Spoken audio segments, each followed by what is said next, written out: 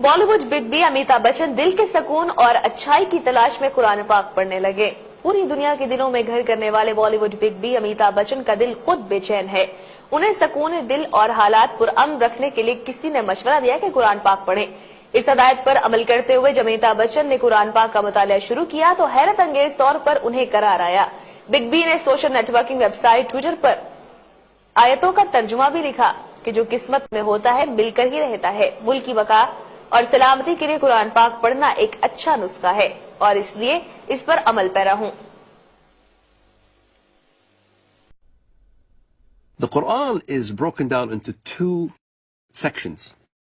One is called Makkiyah, which means what was inspired to Muhammad, the Prophet of Islam, in Mecca. And one is called Madaniyah, what was inspired to the Prophet of Islam in Medina or Yathrib. In Mecca, you find much of the peaceful verses.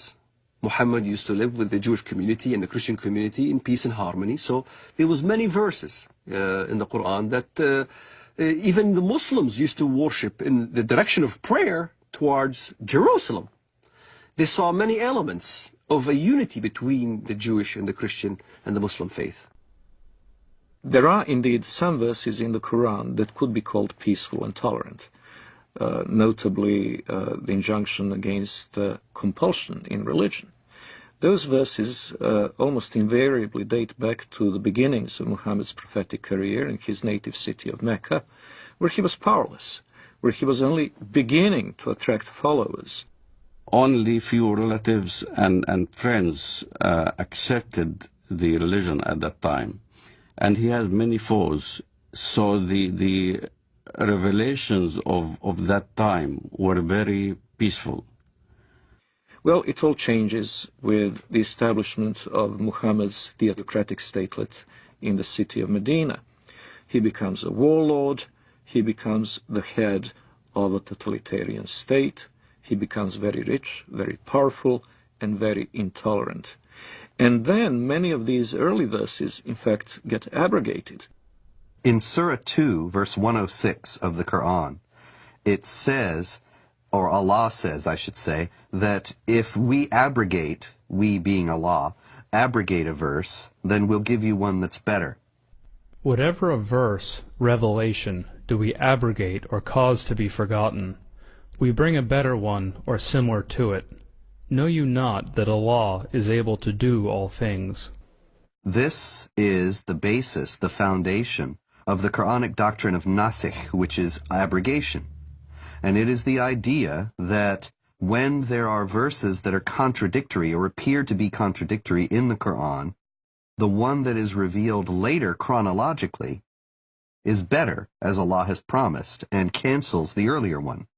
Now the violence started. Now you had to weigh between peaceful verses and non-peaceful verses. So the edict was that these were made null and void. It is indeed a very curious concept for a non-Muslim to accept the notion that God may change his mind about a topic and may issue one injunction in AD 614 and then a very different one in AD 627.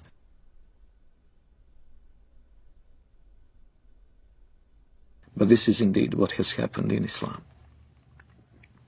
It's very important to understand that the Quran is not arranged chronologically. It's arranged simply on the basis of the longest chapter to the shortest. And so you will find in the book itself some of these more tolerant verses at a later point in the book than the very intolerant ones advocating violence and subjugation of infidels.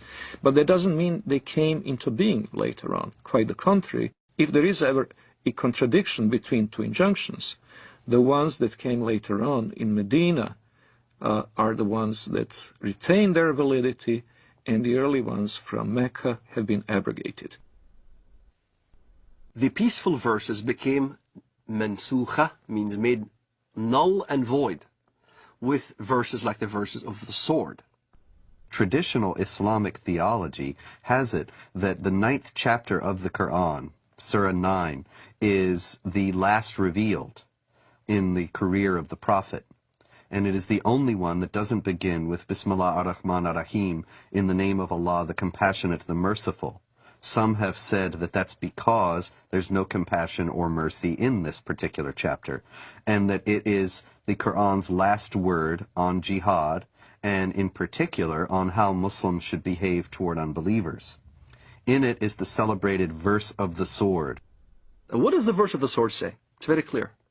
That when the forbidden months are over, kill the people of the book wherever you find them.